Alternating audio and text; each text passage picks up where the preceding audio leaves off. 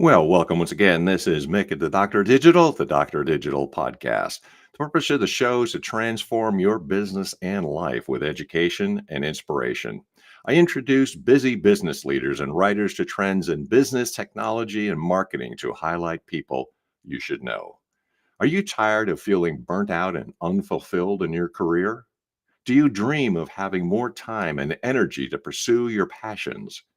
Join me as we explore the secrets to achieving a more balanced and fulfilling work life with Joe Sanok, author of the highly anticipated book, and that's by me as well. Thursday is the new Friday: How to Work Fewer Hours, Make More Money, and Spend Time Doing What You Want.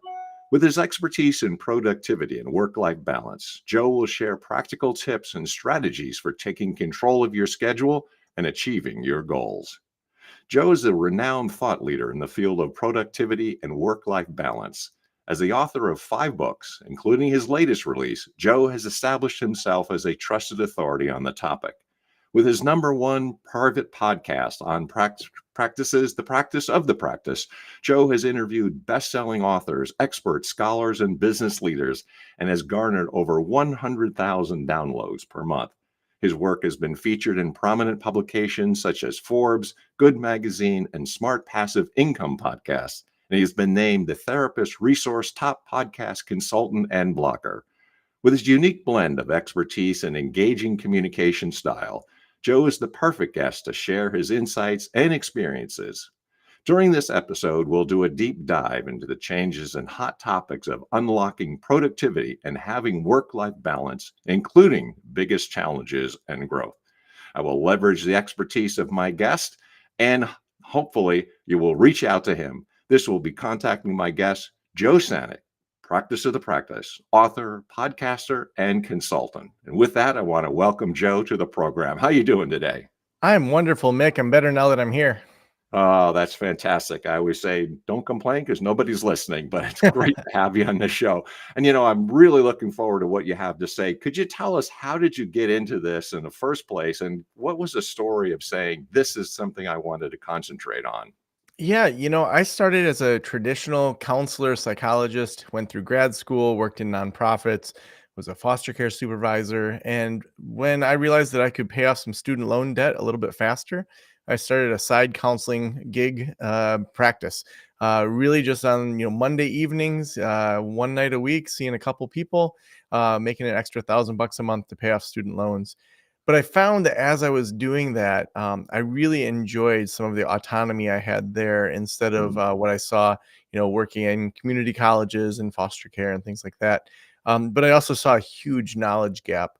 I had never taken a business class. I had never taken a marketing class. And here I was having to think about websites, people throwing around terms like SEO and KPIs and all sorts of business terms that I had no idea what they were. Like, people would say them, I'd nod my head and I'd have to go look it up. And I decided that I was just going to start a podcast to start interviewing people around the topic of private practice. And at that time, there were no podcasts on the business of a counseling practice. So day one, we were #1. There was no one else out there. And I started to think more and more about leaving my full-time job. And it really was 2012 when my daughter had open heart surgery. I was diagnosed with cancer. My marriage was on the rocks. And I started to think to myself, like, do I want to be working, 50 plus hours a week? Because I had my full-time job, plus I had my side gig counseling practice and this podcast, and it just wasn't sustainable anymore. And as I came out of that, eventually, positioned myself to be able to leave that full-time job, grew that counseling practice, and then jumped into the world of podcasting and counseling. Outstanding. That's a great story. Some ups and downs. So it's an interesting way of getting into things. Could you tell us, like, what are some of the changes that you've seen over the years, and both in business and probably in private practice as well? Yeah, I think that in the business side, I've seen a number of kind of new consultants jump into the field of consulting with private practices. And there's a lot of them that are doing really good work. I think when they specialize in and say, I'm the consultant that helps you think about money in your private practice, or I'm the consultant that helps you think about, the heart side of your practice. Those are the ones I see be pretty successful. Hmm. I think there's enough kind of general consultants like myself that are almost like a general contractor that have been around a while, that we tend to be the go-to people for more of the general types of things. I think in the field of counseling, what I've really seen is the rise of counseling influencers. I mean, you look at Instagram or TikTok, and mental health post pandemic has just exploded Sure. in regards to the needs, but then in regards to just the wants, and people saying, my life isn't what I thought it would be at this age, or boy, that pandemic made me realize that I'm with the wrong person, or I don't like the way I parent, or fill in the blank. I'm just more anxious than I thought. So therapists are really uniquely positioned to take the area that they're focusing on in their business and going national with that. And so we're seeing a lot of them starting courses and starting podcasts, and a number of people in our communities have done that and launched things where I think they underestimated just how important the work was that they were doing. They saw it Mm. as a one-on-one service that really helped families or individuals or couples, but they didn't really see or even know the potential of going beyond the couch. It's interesting. And, you're really nailing things too, because I think it's one of the hot topics. I'd say everything is post pandemic. I mean, you talk to Mhm. anybody and say, how is your social life and your personal life different than it was pre pandemic? Everybody's got a story. So I think you're really hit something on the nail. So, what could you tell us are some of the hot topics that you could see like in the post pandemic period? What are people concerned about? Well, even just this past weekend, we hosted an event at our house that we do every year, that we started post pandemic. We jokingly call it Fire Fest because there was this famous flop of a music festival called Fire Fest, but we just thought it'd be funny to call it Fire Fest. And we have 4 campfires in our backyard.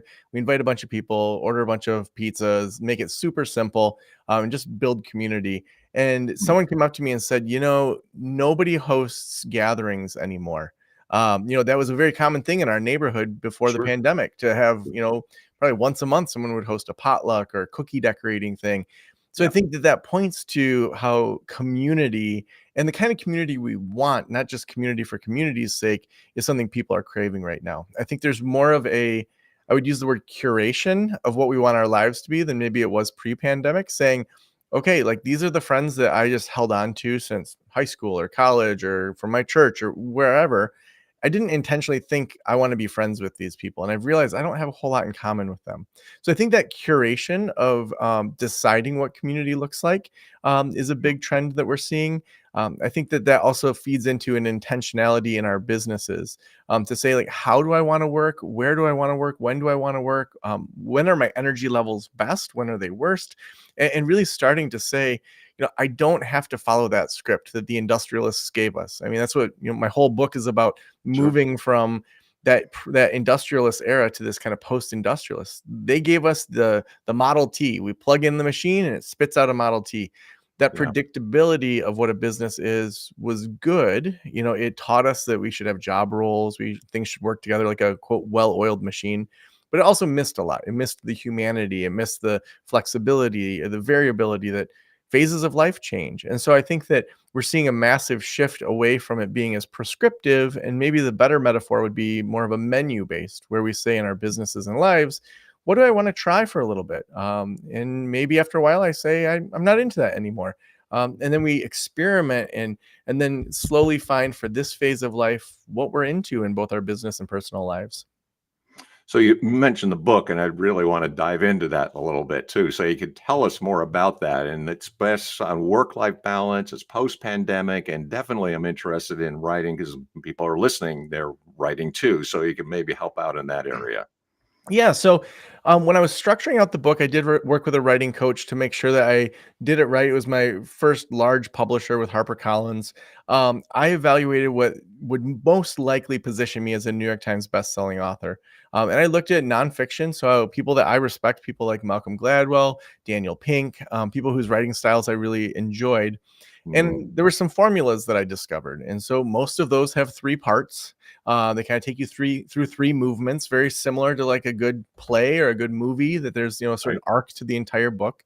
Most of those follow what is talked about in the book Talk Like TED. So Carmen Gallo talks about the top 200 TED Talks have pretty much the same formula, and that's 40% science, 40% story or real life applications, and then only 20% big takeaway. Like, here's my 3 points I want you to take away. And so Mm, if you look at top nonfiction, those follow pretty much that same thing. You think about like a Malcolm Gladwell, he starts with a story and then he moves into some science and then he moves to another story. It's like a good Seinfeld episode where it all feels like it's all kind of separate. And at the end, you, oh my gosh, brings it all together around one topic of talking mm, to strangers or something like that. So really, I went through a master class through masterclass.com that Malcolm Gladwell did another one that Dan Pink did to learn the craft of writing better than where I was at. So started with just some basics there. So the book's broken up into 3 parts. The first part is on your internal inclinations. So these are the science-based 3 things that top performers have, usually naturally. Now, if you don't have them, that doesn't mean you're not going to be a good leader. Doesn't it just means that we've got to work on some of those things. We want to just know the baseline. It's not pass fail, but it's, hey, if curiosity doesn't come to you naturally, we got to work on ways to build curiosity. So we've got 3 internal inclinations. We've got curiosity, an outsider's perspective. We know that the research shows that outsiders actually have more influence than insiders, which is why us consultants get hired all the time instead of, mm. the person that already maybe and then the ability to move on it. So not getting paralyzed by perfection. So we look at those 3. Then we move into the next section, which is different than most kind of productivity or hustle type of books, where we talk about slowing down. The neuroscience shows that when we're stressed out and maxed out, we produce terrible content. Sure. We don't have good ideas. Our best ideas come when we're in the shower, when we're out for a hike with our dog, when we're driving with the radio off. Sure. That first minute of meditation for me, it's like gold when it comes to ideas because my brain's like, I don't want to simmer down. And it's like, those are the times that we have our best ideas. So we really dig into, how do you live a life of slowing down? How do you set boundaries? How do you create a schedule that allows that creativity to come? And then if you're only going to work 4 days a week, how do you absolutely kill it when it's time to work? How do you run full tilt? How Mm. do you learn your sprint type in regards to the different personality types of sprinting and getting more done? So then we go into some very practical ways to do that as well. So interesting. And that one thing you didn't mention is this awesome title that you have. So, I mean, that's one thing, right? It's a killer title. It's really awesome. I had to fight for that with HarperCollins. They had to do all these surveys to prove it to business owners, and thank goodness the surveys showed that it was up there with their title. So yeah, that was the title that I really wanted, and they wanted some generic title that I wasn't that into. Yeah, that's really something. Can you tell us a little bit about working with the publisher too? Because that's also Yeah. what a lot of people are interested in. How did you find one? How did you look? Did you get an Yeah. agent? Things along those lines. Yeah. So I read the book The One Thing early in my career. This would have been 15 years ago. So the idea that Jay Papasan and Gary Keller say in that is, figure out in your business the one thing that if you do that well, everything else will be easier or just non-existent. It doesn't even need to happen. And put a good half of your time into that. So every year I've taken that to heart and said, okay, what's one thing that if I grew that, it would make everything easier. So one year that was, instead of just counseling clients, to have consulting clients that were like twice the rate, or to have small mastermind groups, and then moving into a membership community, and then getting more sponsors so we could do our podcast 5 days a week. If we could do those things, it would make everything else easier. So Mhm. one year I said, if I had a traditionally published book, that's going to open doors that I couldn't do if I self-published. And so, I mean, it has, I'm now, on several speaking teams and got consulting with McDonald's, and, I'm on, Simon Sinek's speaking team, these things that never would have happened without a book. So on my podcast, I decided to have all my guests be authors for a while. So the team reached out to traditionally published authors that we knew had books coming out. And at the end of every single interview, I said to each author, I'm shopping around for a new agent for my next book. I'd love an introduction to your agent. Now, my previous book had not been represented. I did have previous books, but so I wasn't lying, but I wasn't fully transparent with them that I didn't have an agent. Just said, I'm looking for a new agent, would love an introduction. Within 1 month, I think I had 20 calls with agents Oh, that represented traditionally published authors and were recommended from these guests. So I came more recommended than I sure. would have been. So, I mean, the power of just a podcast and having that network is immense. So then I found an agent that I really enjoyed, got him my version of, just working on a proposal. He said, this needs a whole lot of work. Let me connect you with my writing coach. So worked with a writing coach for a year to work on that proposal. Actually, it would have been April till the next February. Every single week we worked on that proposal. Those that don't know, when you're putting together a proposal, you're basically outlining the entire book. Oftentimes having, not a full chapter, but you're having substantial kind of digging into what that chapter is. So it's going to be 14 chapters. Here's kind of the overall flow of it. Here's kind of what all is going to happen. In a lot of ways, the book is written before you even write the book, that you've got a really hefty skeleton. You also have in there, like, where's this book going to sit? For my book, the question was, is this going to be a business book next to a Zig Ziglar? Is it more kind of self-help? Right. So we kind of thought of what are books that I enjoy that I think it should sit next to. So like The Subtle Art of Not Giving an F. That's a really popular book that's a little more on the self-help. Then there's other business books that had a little edge to them. And so we kind of said, here's like the 5 or 6 books that this would sit next to in this area. And then from there, we talk influence. Publishers in a lot of ways are buying audiences. And so how big is the podcast? How big is my email list? For me, one of the selling points was that for every listener, they're owners of counseling practices, meaning they may have 5 to 10 other Sure. counselors, each of Yeah. which has 20 or so clients. And so at that time, this isn't true anymore. Bulk book buys was something that often helped your numbers for New York Times bestselling. In the middle of our launch, that all flipped, where literally the guy that was on the same editor at HarperCollins, I was friends with him. He was a fellow podcaster. He had such a great marketing campaign where if you bought 100 of his books, you got to be in this private mastermind, all this stuff. He sold like 5,000 his first week. I mean, he should have been headed towards New York Times bestselling right away. And everything switched in the industry where anything that was over 20 books, you got blacklisted. And so he sold, I think, 30,000 his first month Oh, and was totally like taken off of any of the lists because bulk book buys, people were scamming and doing weird things. He yep. wasn't, I wasn't.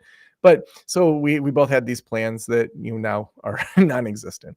So that's the quick version of kind of working with a publisher. It's a lot longer than maybe you think it's going to be. I signed in April of 2020. Turned in my manuscript in September of 2020, and then the book didn't release until the next October. And so almost a full year of Right. edits, of marketing. I did 200 podcast interviews in the month and a half before, and all 200 of those dropped the week that my book released. So that was a great idea that Hal Elrod from the Miracle Morning had texted me and said, here's, my one big piece of advice. So I just reached out to a bunch of authors and said, hey, I've had you on the podcast. What advice would you give me to have the strongest launch that I could have? And then tried to enact as much of it as I could. Hmm.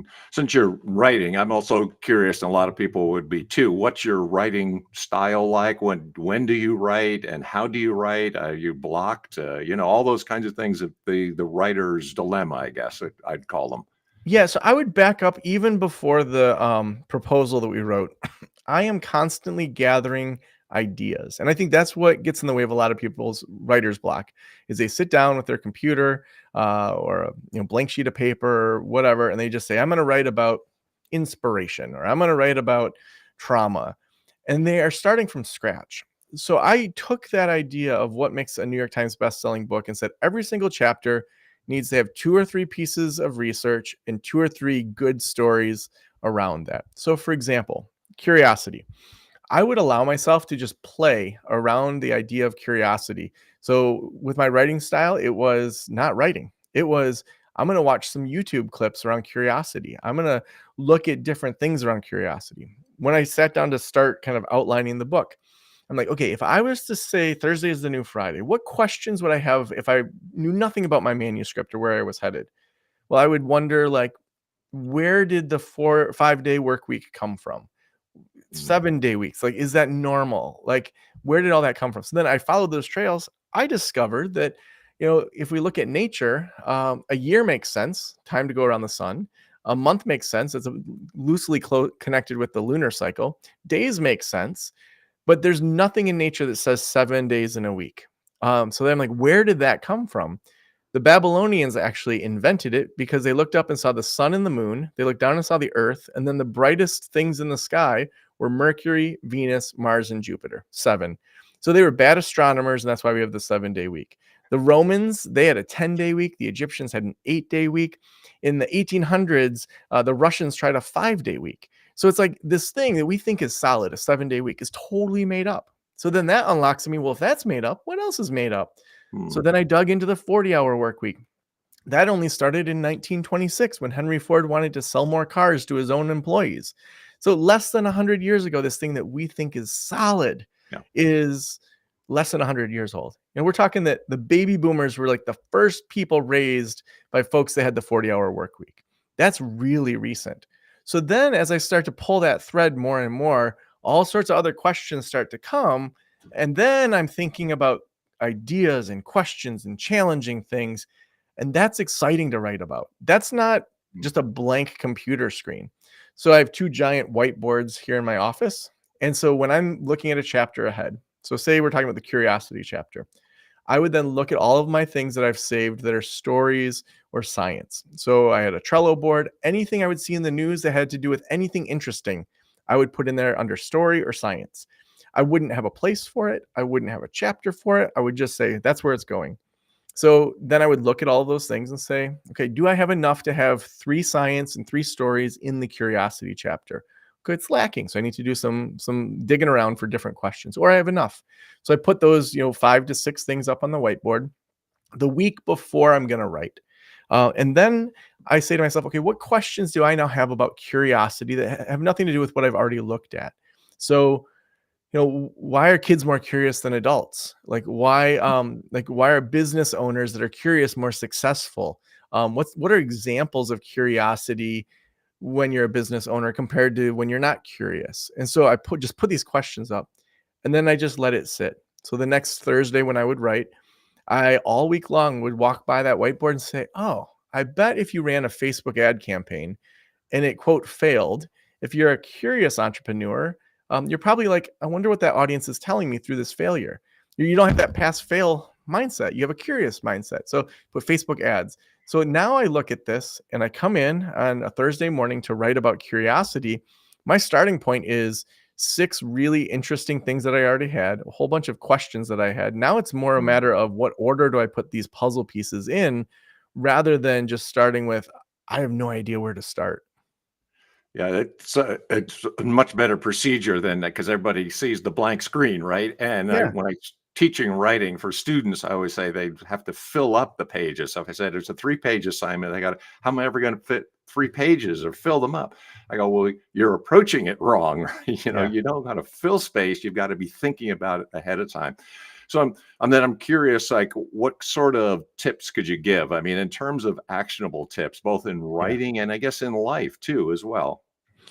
One of the best tips that I discovered in the middle of this, so I was in the section where we were talking about how do you kill it when you're going to actually work, how do you get more done? And I was reading all this neuroscience around flow state. And the book Stealing Fire, I can't recommend high enough. I was listening to it while I was writing that section. I'd go for walks between chapters and listen to Stealing Fire.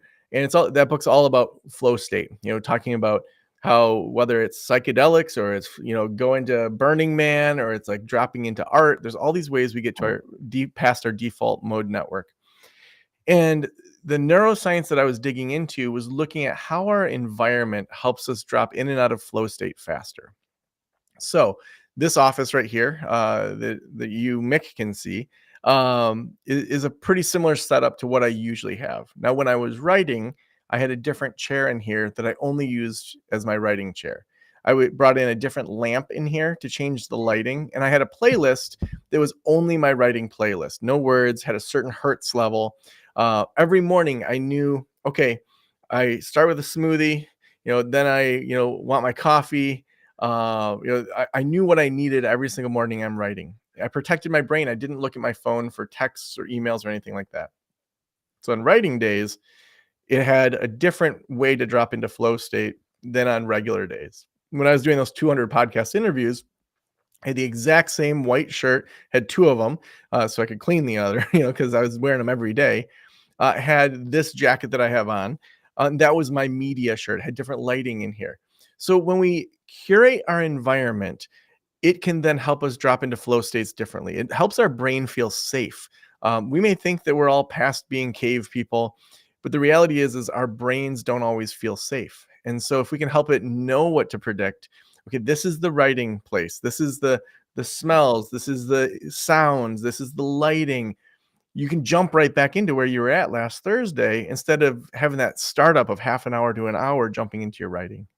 Yeah, and I think that's the difficulty that people find, say, every on remote work, right? So they say some people can work remotely, some people can't, but I think it's really the environment and it's also Mhm. their head preparation, right? If they Yeah. can get into it and understand it or not. I do think also there's this tendency to want to like wrap up a chapter before you call it quits. And I would actually say it's better to end on a cliffhanger for yourself so that right away when you jump back into your writing, Mm, you mm, know that, okay, I was talking about this and then I just need to wrap up this chapter. You feel at the beginning that sense of accomplishment of you just finished chapter 4. Now let's jump into chapter 5. You can now feel that bridge between kind of the two chapters differently than if you ended chapter 4 last week and now you're like, oh, where was I again? And then I think it mm. just flows easier than between chapters too.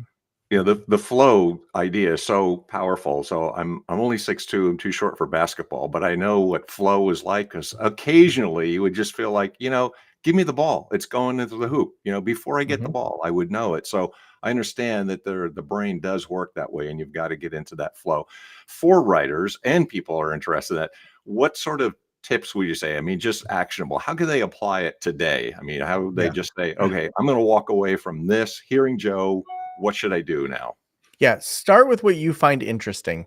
Don't start with I gotta find stuff for my book. So Rick Rubin talks about this sort of thing too. Of don't figure out the art that you're making and who the audience is, and don't make the art for the audience. Start with what you find interesting. Because Mick, if you and I were both going to write books on ice cream, your approach would be completely different from mine. I may get into like fair trade shade grown lavender field ice cream. You might get into the history of ice cream. Someone else might get into the business of ice cream.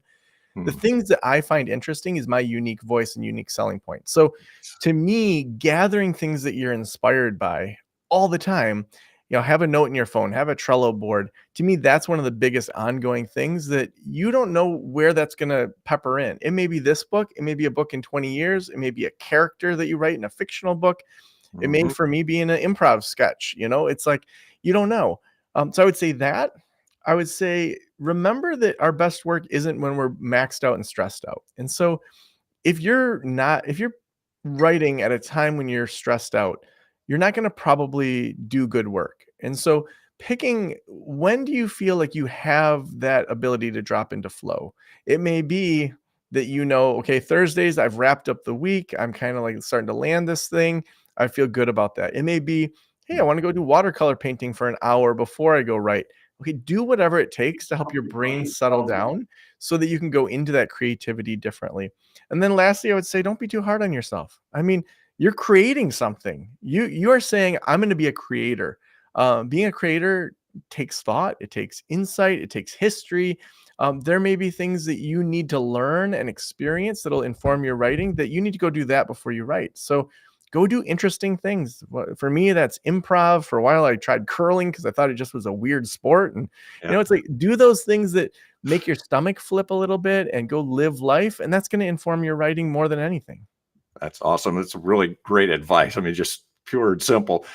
So we've talked about changes, hot topics, things you can apply today, and definitely the book too. So could you tell people how do they get a hold of the book? How do they get a hold of you? What should they do? How is contact information? Yeah, the book is everywhere. So I mean, whether it's Barnes and Noble or your local bookseller, I'm sure your local bookseller would love to have the business. Even if they don't have it, have them order it. They're small businesses. But wherever you get your books, you can get the book. I have the podcast Practice of the Practice. We have over 1,200 episodes talking about kind of the business of life. A lot of it's from a counselor perspective, but we just interview really interesting people on that. So 1,200 episodes there. In May of this year, we're doing a future of a series. So we're talking about all sorts of different, like I just interviewed Kobe Bryant's performance coach, and he was talking about the future of kind of high achievement. Earlier today, I talked with a lady who does a lot of training with big school systems and kind of getting back to you, the future of you. So that series in May is going to be pretty amazing. So we have lots of things over at practiceofthepractice.com and on the podcast. All kinds of great things. So definitely, Joe, thank you very, very much for being my guest. And hopefully everybody does reach out. You got a lot to share. Been looking forward to having you on the program. So I thank you for taking some time out from your schedule. Mick, thank you so much. This has been great. All right. Thank you so much. I appreciate it. And hopefully you were excited about Joe on the show as I am, because I wanted to know all about his book. I think it's phenomenal. I think he's doing some terrific things. So hopefully you will check him out. I also want to thank all those people who make some decisions, and they help me out as well, too. So those people who are supporting the program, that is the publishers of On Track, Ian Hunter, and also Burning America. I appreciate all of your support. And I know you have choices as well. If you like, subscribe, positively review, and share the podcast with everybody else. I'm also easy to find. I'm the Idea to Author coach, guiding your journey from draft to best-selling author. Join the free community now on Facebook. We'd love to have you on. Until next time, we appreciate the choices that you made and you decided to spend some time with the podcast today. Until next time, this is Mick, the Doctor of Digital, signing off. Deus Vult.